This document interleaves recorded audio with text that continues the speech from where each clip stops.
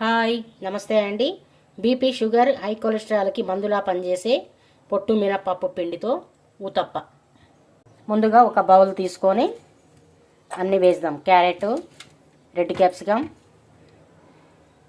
కొంచెం అల్లం తురిమినది, yellow capsicum, green capsicum, పచ్చిమిర్చి, కొంచెం పుదీనా, అలాగే ఈ 1 కప్పు మినప్పిండి మొత్తం కలియపెట్టుకుందాం.